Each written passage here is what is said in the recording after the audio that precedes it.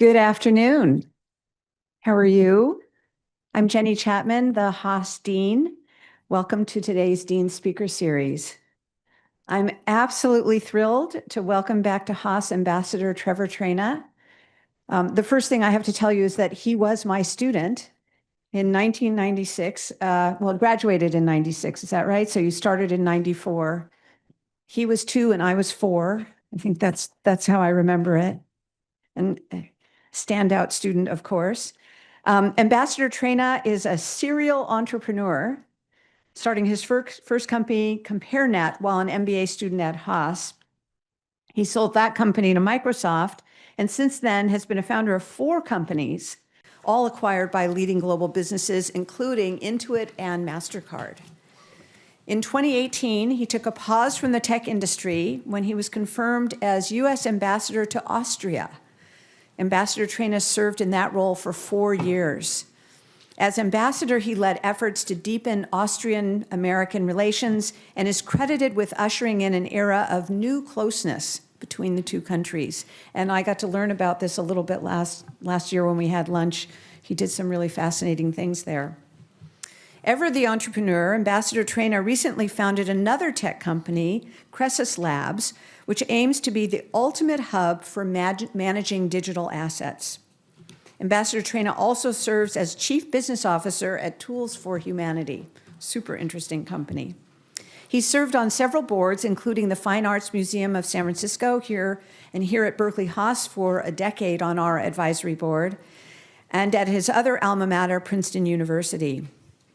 Entrepreneurship is a cornerstone of the Haas experience, as you all know, and we no doubt have many entrepreneurs in the room today who are aspiring entrepreneurs themselves. I'm so grateful that you're all here, and welcome to Ambassador Traina.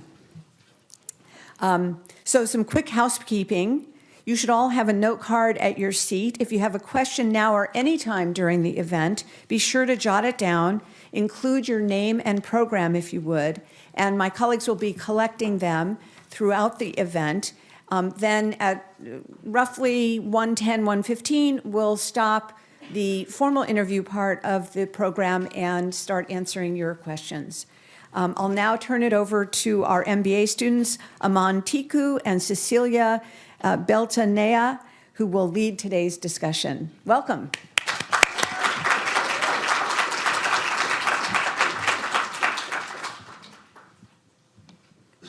Great. A quick introduction. My name is Aman Tiku, as the dean said, and I'm a full-time second-year student here at Haas and Ambassador Traina. It's a real honor to have you here with us today. Yes, my name is Cecilia Beltranena. I'm also a second-year full-time MBA student here. Really excited to hear all your experience around tech entrepreneurship and your ambassador experience here. It's also a real pleasure to have a Hassie on stage today. Well, thanks for having me. I haven't been back in a little while. It feels like every time I'm back here, there's another building. It's probably a good thing. Great. So let's go ahead and get started. Ambassador Traina, so you studied politics and international relations a little bit before you went for your MBA, as did I before my MBA. And so it's really awesome to have a former ambassador here with us for this event right now. And so for people in the audience who aren't as aware, you were named U.S. Ambassador to Austria in 2018 after decades as a tech entrepreneur. And so we wanted to understand what intrigued you about taking that role and how your leadership or management style had to change in that role and things that you learned about leadership from that experience. Well, everything I know I learned at Haas. That's the long and the short of it. So I actually grew up in the Bay Area. I grew up in San Francisco. I did my undergrad at Princeton, and then I got a graduate degree from Oxford in international relations before I came to Haas. So I was arguably overeducated in some ways, maybe not. But and then when I was at Haas, I had a deep passion for entrepreneurship and was really hungry to kind of pick up everything I could here to prepare myself for a career as an entrepreneur. And I was lucky enough to be able to indulge that career. So I founded and sold 5 companies, my first company to Microsoft, my most recent company to Mastercard, company to Intuit, And then, but I'd always had other dreams, and I really believe if you're going to be an interesting person every 5 years or so, you have to figure out how to reinvent yourself or learn something new. Otherwise, you get like old and stale, and no one wants that. And believe it or not, my grandfather had been a diplomat. He had 3 ambassadorships, one of which was also Austria. So I'm the first American in history to take his grandfather's ambassadorship. And when I was a little boy, I went to Austria to stay with my grandfather, who was the ambassador. So I had a personal connection. I even had stayed in the house that I would end up living in as the ambassador. And so that work interested me. And also I love America, and I believe in the original tradition of America, which is if people have skills or talents, at some point in their life, they should step in, serve their country, and step back out again. Not make, nothing against careers in government, but I just sort of feel like, private citizens should all contribute something to the country. And that was the way that I could give something back to my country. So when that opportunity arose, I just couldn't say no. And I was running a company I had founded here in San Francisco, a really interesting company. But luckily, we were already working closely with Mastercard, so I was able to sort of replace myself and then sell the company and give it a positive outcome while I moved on to another adventure. That's such an interesting and inspiring story. Having led all of these startups and even like teams in the U.S. Embassy in Austria, how do you define great leadership across all of these contexts? And was there anything during your ambassadorship that fundamentally changed your view of how to manage people or motivate people?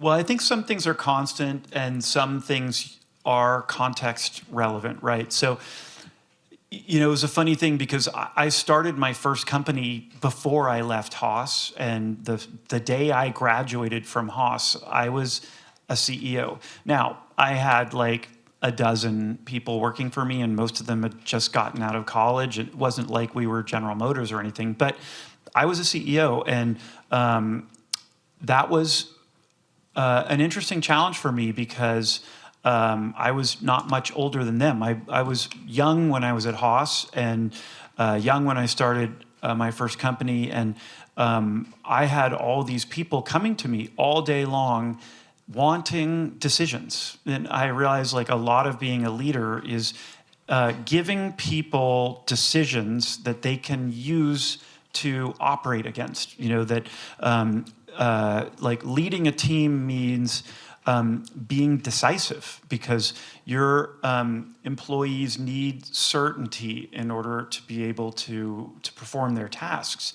And I remember that was like maybe the weirdest thing for me about being a young CEO was like I thought I'd be like, creating stuff all day long or, inventing or coming up with marketing campaigns or whatever. But a lot of what I did was just get inbound queries from my team on, blue or red, 10 or 20, this or that. Like this all day long, they needed decisions. And so I had to kind of learn how to tap into my own kind of compass or certainty because I was the founder of the company and I actually did have a vision. And one of the positively weird things for me about being a first-time entrepreneur was just learning how to channel my own conviction that, I somehow had a pretty good sense for what was the right answer.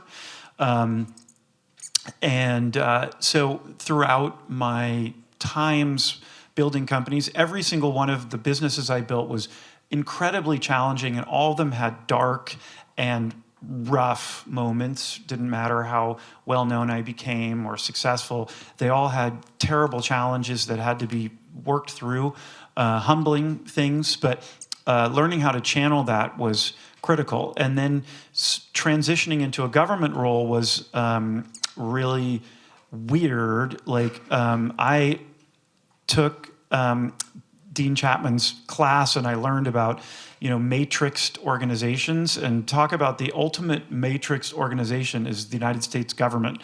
It's like in the most wanted list with its photo, right? And, as a U.S. ambassador, I mean, it turns out I held the rank of a 4-star general.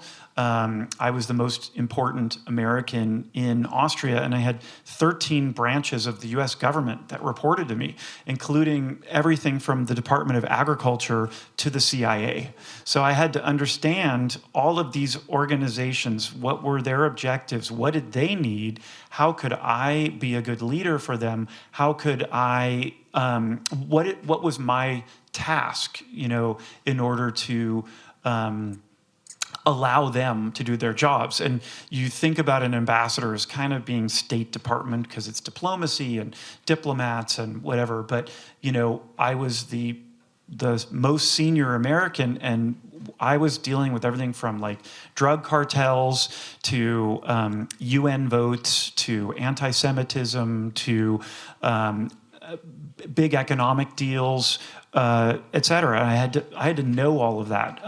And so it was the same set of skills, but applied differently. So I always say, I don't know if any of you have ever watched the movie The Matrix, but that's what being an entrepreneur or even a leader is like. You can't know everything, so it's sort of like you find yourself in these situations like the guy from The Matrix steps into a helicopter and he's like, I need to download the program for how to fly a helicopter because I have to fly it right now.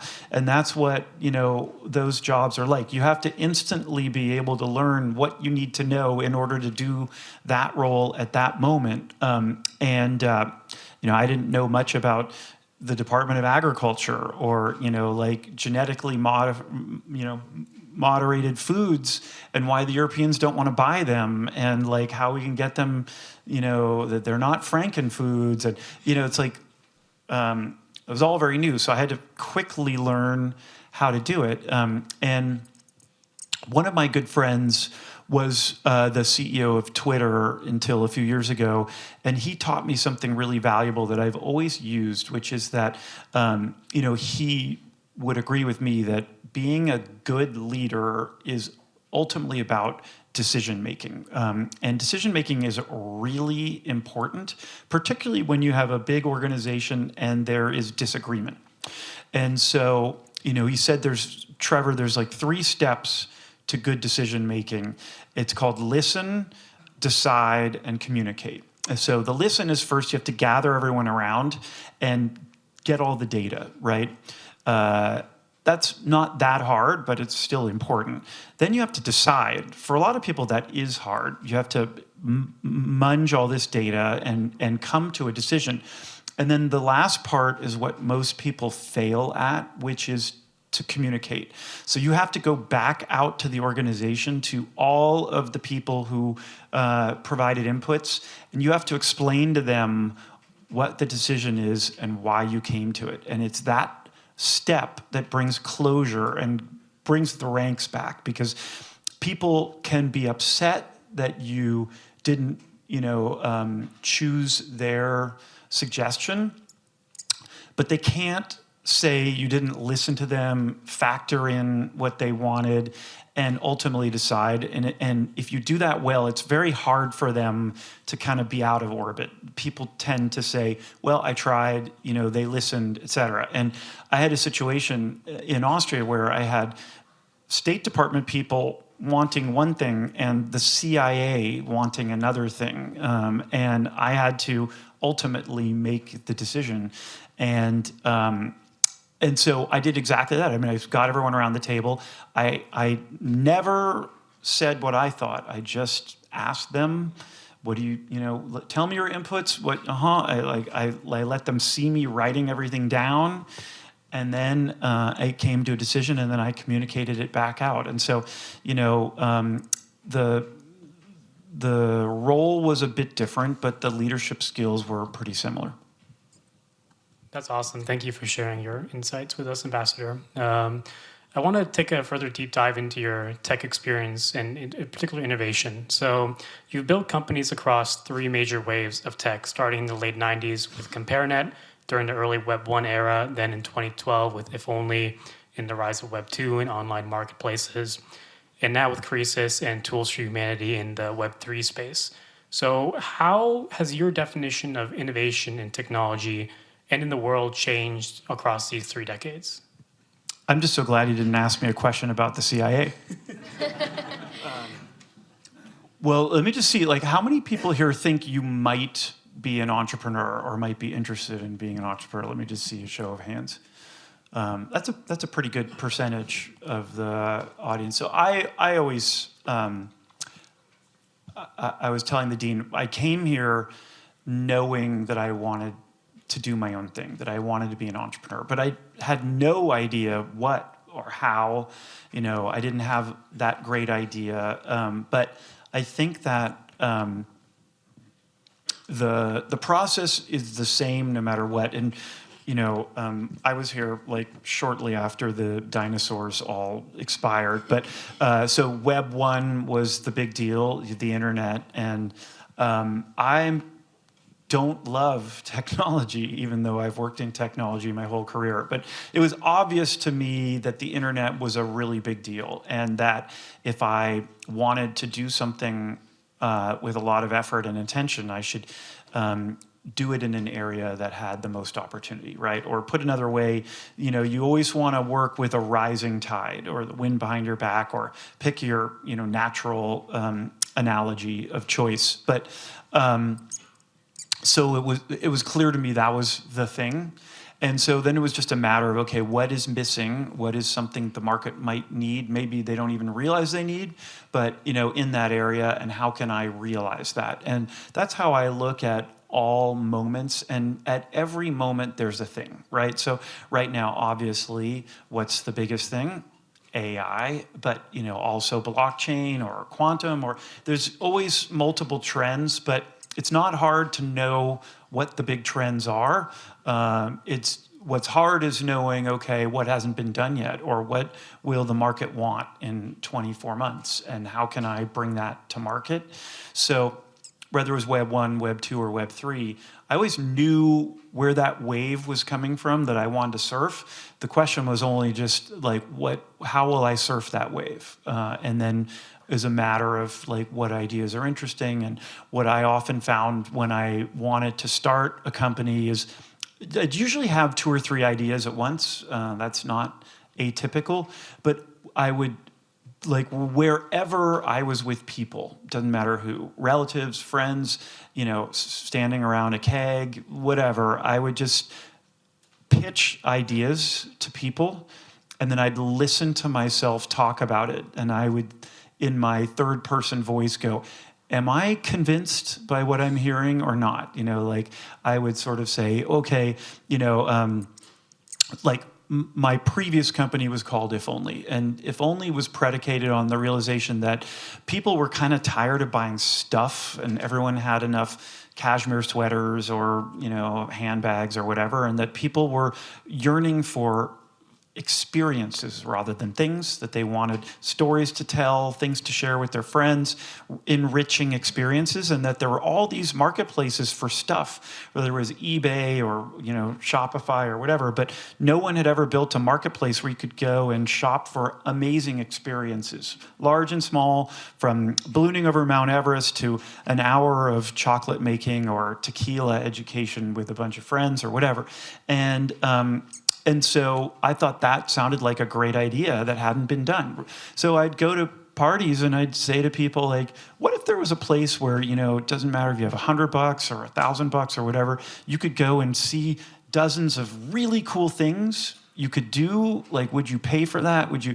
And I would just listen to myself pitch it and decide whether I liked the idea or not. And that's, you know, if you're, you know, the easiest thing and the hardest thing is being honest with yourself. You know, it's actually not that hard, because most of us know in our hearts if something rings true or not, but just we have to learn how to listen. Perfect. And talking about trends, and specifically you mentioned AI right now, let's dive a little bit more into Tools for Humanity. We would love to know, what is it that Tools for Humanity is actually trying to solve today? And what is, or why is personhood so important in this era of AI and digital impersonation? So I'm lucky enough to, be friends with Sam Altman, and I was working on Croesus, which still exists and still a very cool app, and that's like a next generation crypto wallet and way to buy crypto assets, and that's safer, easier. But I was working on all this, and then Sam took me aside and sort of pitched me on tools for humanity. And it's sort of typical of people who are very technical, where they come up with like 3 different names and they can't like just pick one easy brand name or whatever. So the protocol that Sam and his partner Alex created is called the World, or World Coin. And then Tools for Humanity is a company that develops to the World Protocol. But the way I like to describe it is, imagine from the same brain that is ushering in the era of AI, the brain of Sam Altman, came the realization that in this era, we really won't know what's real and what isn't. And even today, by a lot of estimations, half or more of all the activity on the internet is bot or spam generated, whether it's comments on social media or product reviews on Amazon or whatever. It's not real. And so that will get way more tricky as AI gets more and more powerful.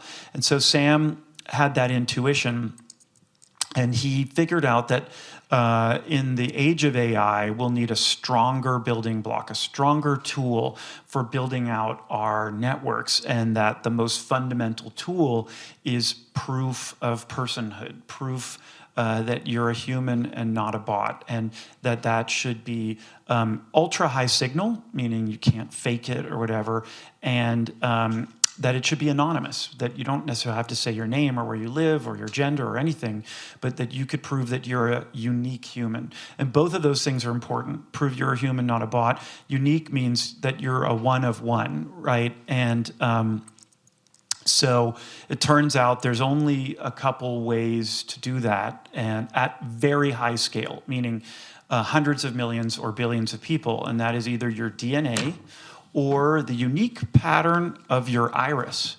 And it turns out that even identical twins have different irises. And so after several years, Sam and Alex and the team developed this extremely sensitive camera. It was engineered in Germany, that establishes that you're a 3-dimensional human being, not a photograph, whatever, and that photographs the irises and turns the unique patterns into a long alphanumeric anonymous string that is used to issue everyone who does it something that they control on their phone called a World ID.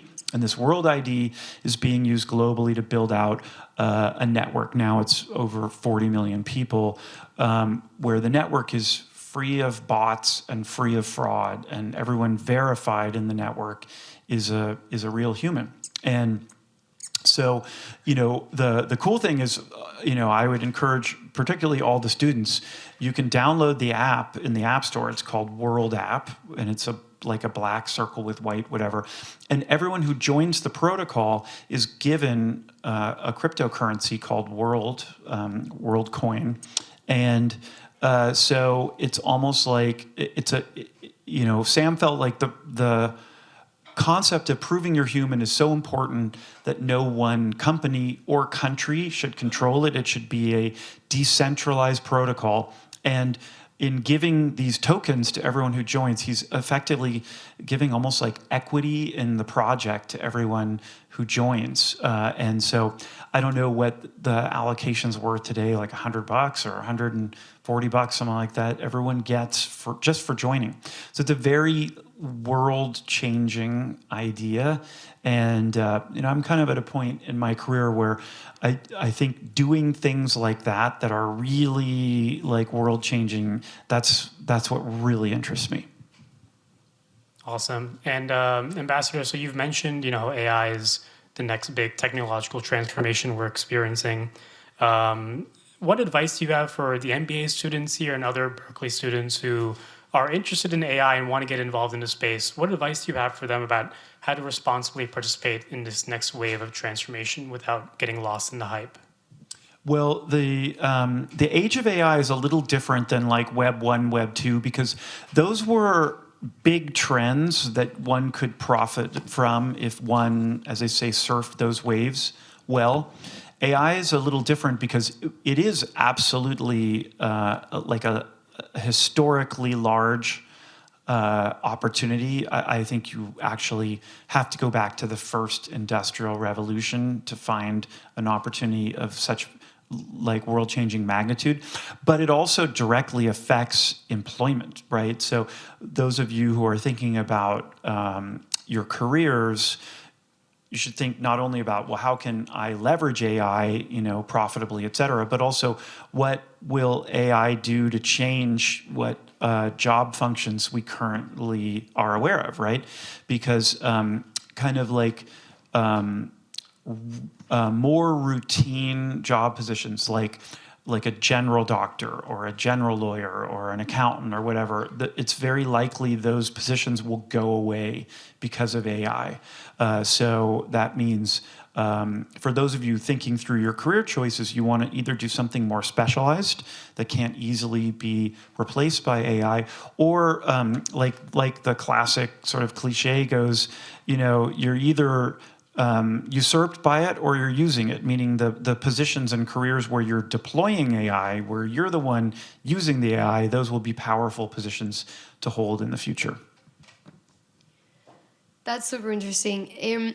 Can we go back to your venture around if only, where you tied it back to the philanthropy and these experiences that you were talking about? We also know that you're on some nonprofit boards, and I know a couple of people here are into social impact and entrepreneurship. So do you believe that business can authentically serve both purpose and profit, or this is still an ideal we're trying to chase? Well, all these things have to be authentic, but I always used to reassure my investors that don't worry, this is not the nonprofit. If you put money in, hopefully you will see profit, because that's what investors are owed, right? But I think that when it is integral and authentic, giving back is a wonderful enhancement to a business. He's been in the headlines recently, but a dear friend of mine is Mark Benioff, and Mark really did pioneer a lot of this model, kind of in the way he built Salesforce, and a certain percentage of both time and money, time of the employees, money of the business go into making the world better, and it was so ingrained and earnest that I think it works really well.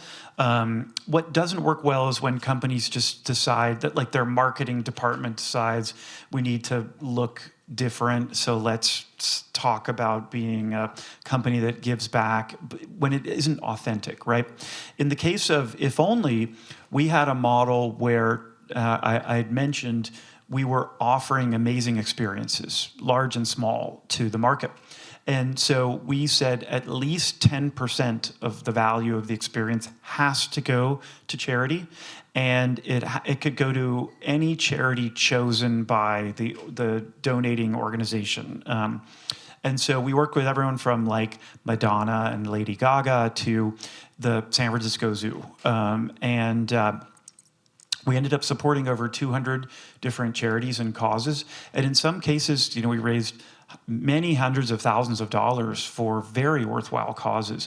But it was extremely integral to our product. So it never felt dorky or faked. It was a great way to promote many causes, and it enhanced the product. And in many cases, it was the only way we could actually get the experience donated, because the Madonnas and the Lady Gagas of the world, they really don't need the money, but they have causes they care about or want to raise awareness for. One of our biggest people was Shakira. She had all these things she cared about, and Chris Hemsworth, I got to spend a lot of time with him. He's very intelligent guy, has a great cause. So it was, it was very integral to the business. And I think that's where it works well, is when it's not contrived.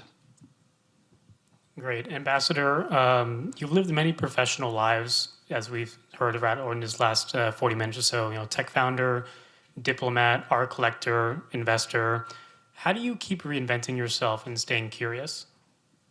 Well, I just think it's, part of it is innate, and I think part of it is learned, right? So,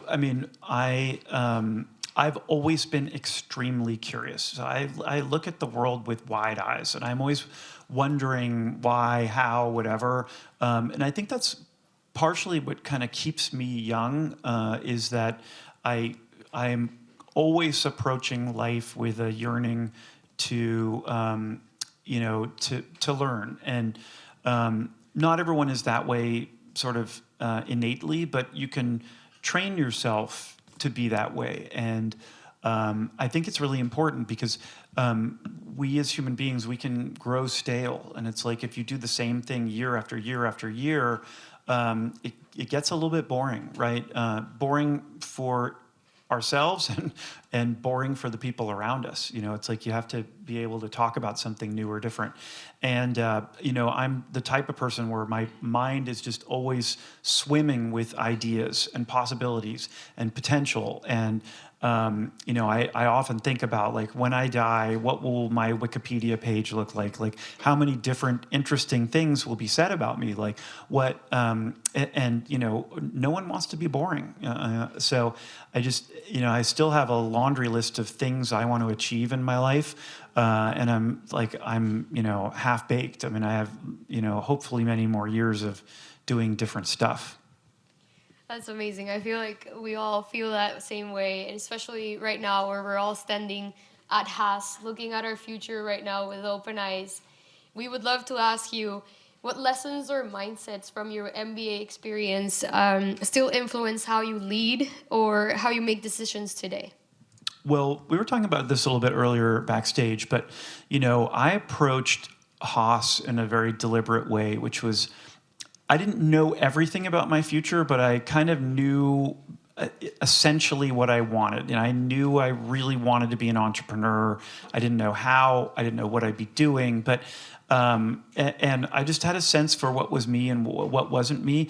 And what I give myself credit for is I was brave about that. Like, even when it seemed like everyone was going to this, career fair thing or going to that, whatever, if it wasn't interesting to me, I just didn't do it, because the only person who I went to Haas for was myself. So with every opportunity at Haas, I was like, will this help me? Will this be something I want to know later? Will this be additive to my personal adventure or not, right?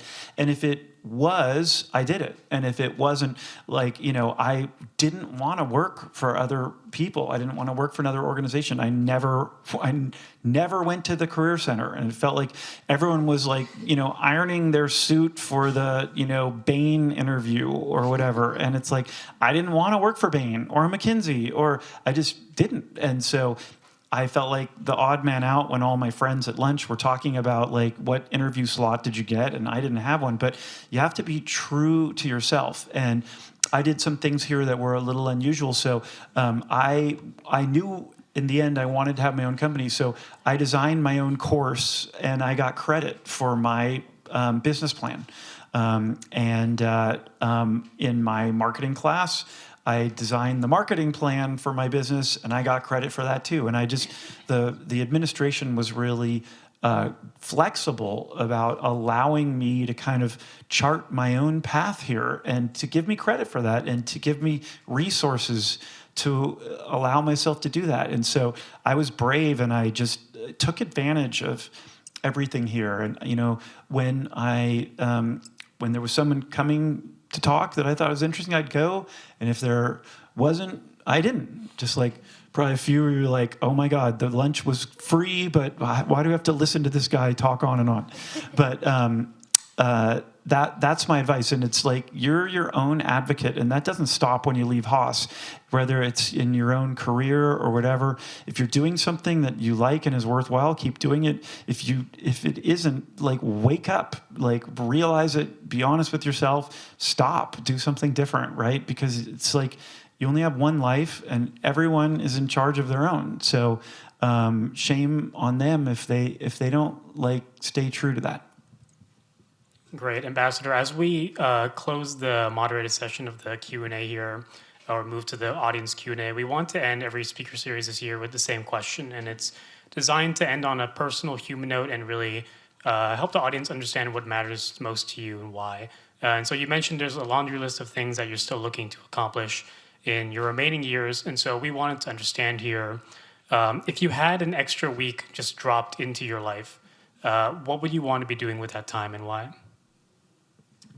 Well, I'd go back to Haas, of course, and learn everything that I've missed out on the last few years.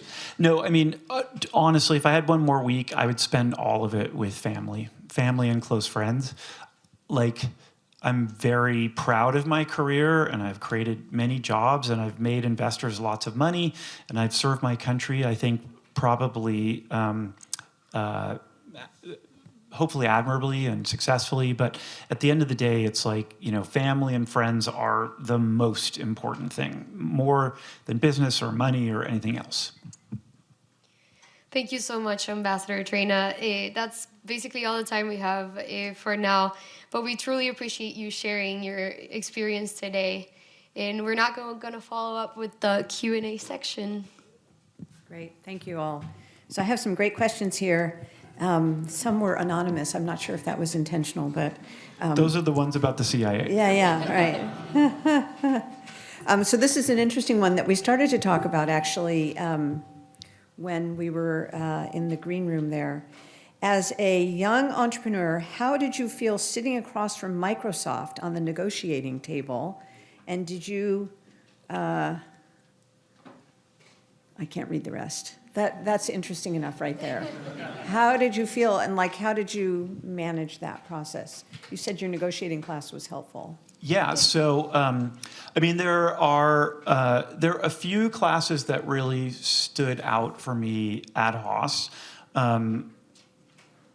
This is unprompted and unpaid, but the dean's class was one of them. I really enjoyed it. I'll write you that check later. No. Yeah, I really enjoyed it a lot. But I took a negotiations class here, and it was one of the most useful and valuable classes that I took at Haas. And our teacher, I mean, she used to say to us, negotiate everything. And I found myself at the grocery store being like, I'll give you $2 for that milk, because that was part of our homework, because we had to negotiate literally everything. That doesn't mean we were successful all the time, but it's that mindset. And we were taught this thing called your BATNA, best alternative to a negotiated agreement or arrangement, or I can't remember what the A is. But I had been trained literally in that mindset, and anchoring, throwing out a high number, and all those things I'd learned at Haas. And so I was in a situation where I had this company. It was growing really quickly. We'd raised a little bit of money, but only one round. I still owned the majority of the company. And, I could sort of see, A, I was going to have to raise more money, which would dilute me, and B, it was the dot-com bubble, and it felt to me like the valuations were kind of silly. And I was like, if I could sell this company right now, I'd make a lot of money. I'd make a lot of money for my investors, and it would be just a really cool thing. And so I just set out with great determination to find a buyer, and it was very complicated. We could spend an hour and I could tell you the harrowing stories, but eventually through a lot of a lot of butt kissing, et cetera, I got Microsoft to the table, and we had sort of flirted a lot, and then finally they sent a group down here, and we had this kind of all night negotiating session, and my lawyer was a really, important guy, and he was like my friend's dad, which is how I was able to get him to represent our company. Otherwise, I wouldn't have been able to. But he was like, yeah, I'm kind of busy or whatever. And I was like, this may be only like one negotiation out of many things. But I was like, this is like my entire life here. Like, I need you. So he's like, okay, I'll make the time. We go to the Microsoft office in San Francisco. I had like anchored, I'd done all these things, I'd whispered numbers, whatever. And they come in, and we had a whiteboard, and they write this number on the whiteboard, and it was not my anchor number, like by a mile. And I was like so bummed out and very dispirited. And obviously it showed on my face that I was very disappointed. And that was like 7 at night or whatever. And anyway, we ended up with all these, sessions of people, sort of clustering and then coming back to the conference room, whatever. And it went till at midnight, my lawyer had to go move his car out of the garage because it was closing. And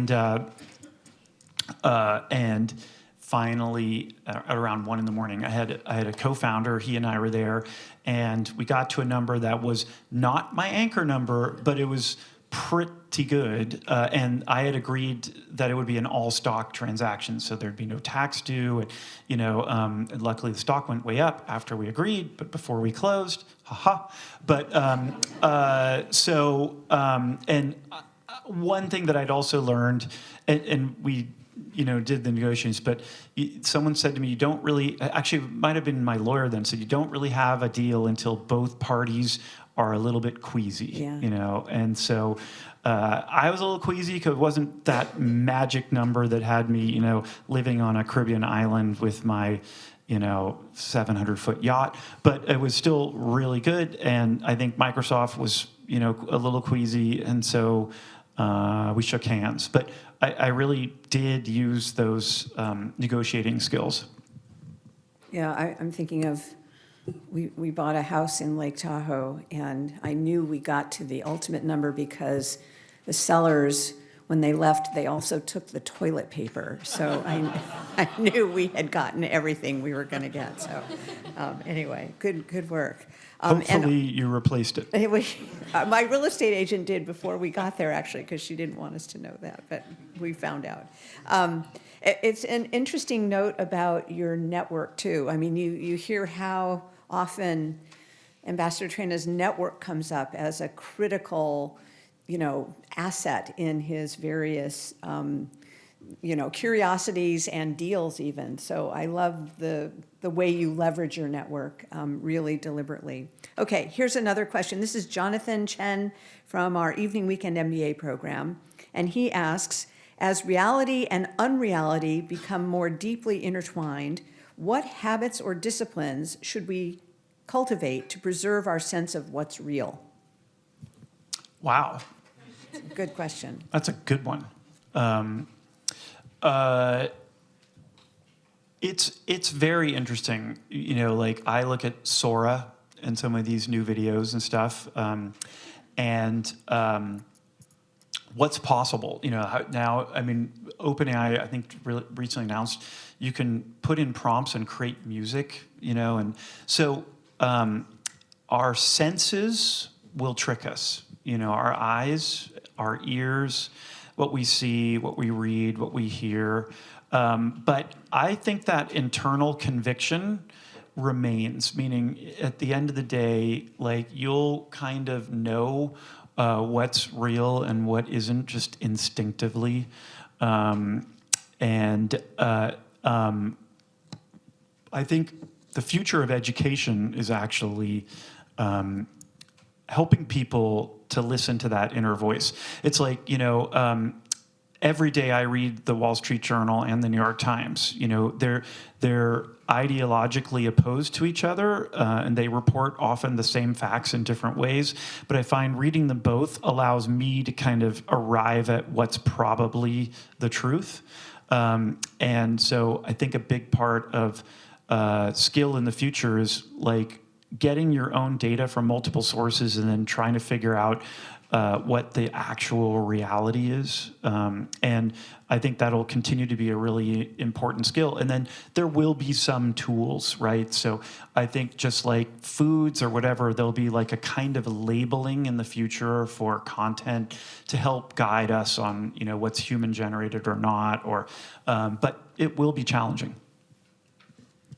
Great. Here's another anonymous one. As a serial entrepreneur, how do you know when to tap into a market and when to move on and exit? That is one of the hardest things. So, as I said, like having done a number of companies, having the wind at your back is a lot better than having the wind in your face. Like you work just as hard and, put in just as much effort, but your return depends tremendously on whether the tide is rising or sinking. And one of the hardest things to do is to know when to walk away from something because the tide is going out, and no matter all the effort in the world, it might just not pay off. Because you're always wondering, well, maybe I just need one more pivot. And then it will. And often it will. I mean, most of my companies had sort of bleak moments where I could have walked away. And I actually think the most important element of being a good entrepreneur is pure stubbornness. It's more important than knowing your field perfectly or whatever, because where I've seen most entrepreneurs fail is they don't have the fortitude to literally walk through a wall when they need to walk through a wall. And like, I don't know how it happens, or I can't explain why, but I have walked through a number of walls in my career, just didn't quit until I did, and that's what made me successful. But you have to also be honest about whether an opportunity is worth that or not, and that's a tough one. And I also say, like, people have always said, why did you sell so many companies? Why didn't you go public or whatever? But I always say, like, if you're an entrepreneur and you're building a company, it's a little bit like blowing up a balloon. You want to make that balloon as large as you can and tie it off before it pops. And if you go too far, it could pop. And I've seen that a lot. People who had very promising companies and they either got greedy or overconfident and they missed the market or they ended up with nothing. So it's always a complex dance. Here's one from Sarah Tay, full-time MBA student in her first year. She asks, when transitioning from diplomacy back to business, what was something you had to actively unlearn or stop doing? Well, I spent a few years in Austria. Wonderful country, wonderful to be in Europe, wonderful to be able to serve my country, and I loved every moment of that. I think the hardest thing was, I had lived most of my life in Silicon Valley, and what you realize is in tech, things change like month to month, week to week, and being here and having that exposure kind of keeps you sharp and keeps you fresh. I mean, you can read about stuff and all that, but it's the conversations you have over a cup of coffee or at a bar on the weekend or whatever that, give you a palpable sense of what's going on. And when I returned, I felt unplugged from that, like stale. And I had to kind of reconnect and do some thinking and do some networking and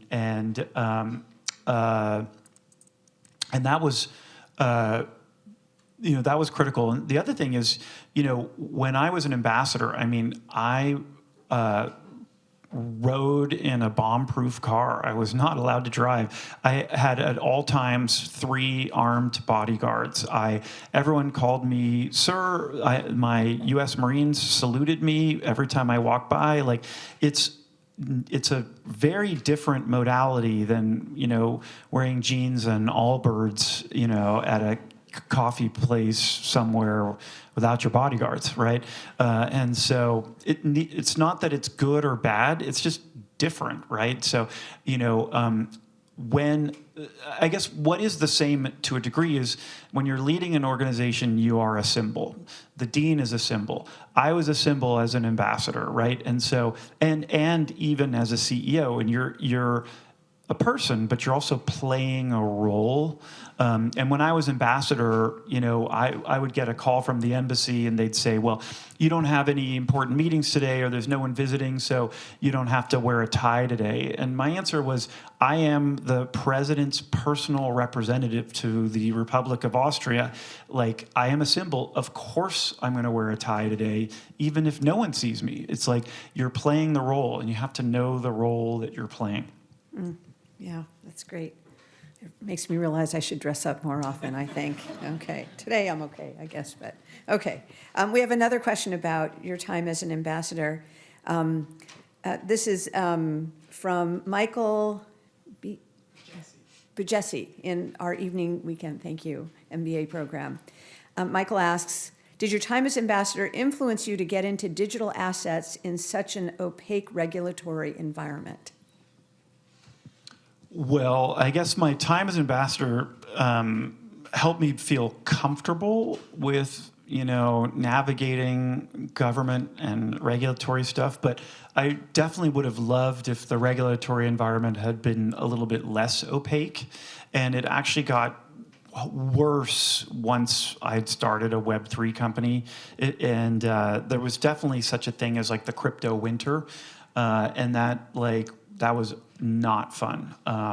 And I'm not like a big advocate of like speculating with, Solana altcoins and stuff. I mean, people make money doing that, but I'm actually a lover of the blockchain and the, what it represents, this sort of universal ledger, immutable, and what it unlocks, like tokenized assets, like stablecoins.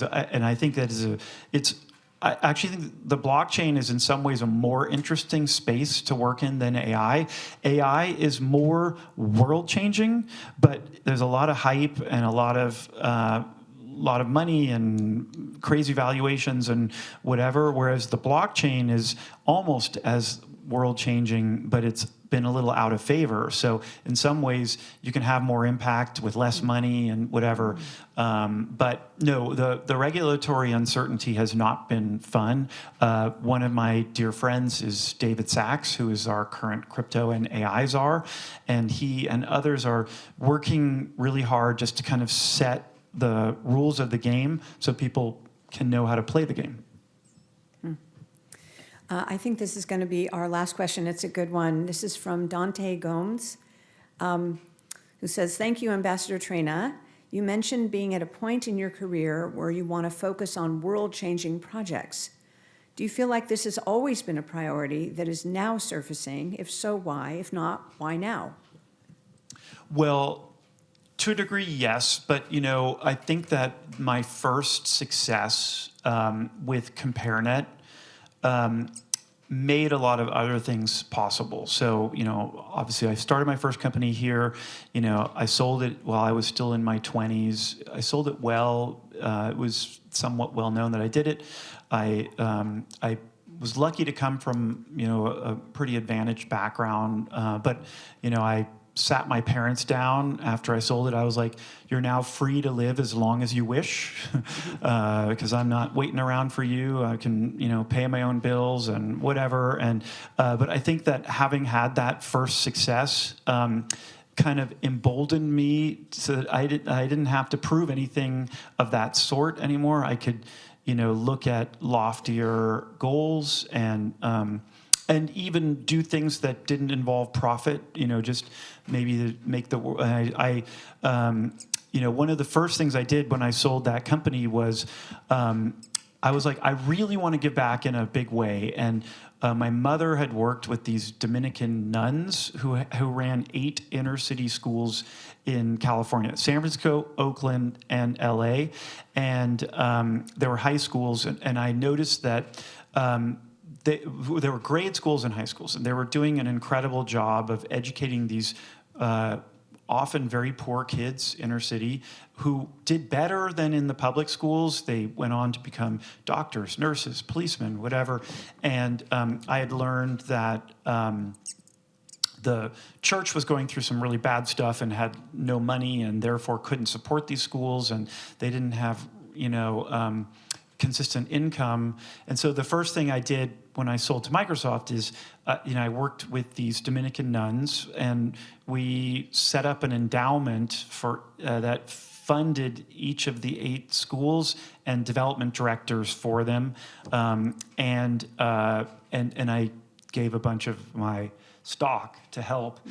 And the nuns sold it, and then there was a big, I think it was a Wall Street Journal story saying nuns give up on Microsoft because they were dumping the stock. I got a little comment from Microsoft, but to be able to do things like that, that was cool. Yeah. Good. Well, thank you, Ambassador Traina. You have given us all such good insights. It's been a wide-ranging, eclectic, and rich conversation based on a wide-ranging, eclectic, and wonderful career that you've had so far. We can't wait to see what you do next. Thank you so much for coming back and sharing your story with us. We'll have time for some photos, and Ambassador Traina has a little time for if you have individual questions, you can come up and see him. But thank you so much. Thank you to our student interviewers. Great event.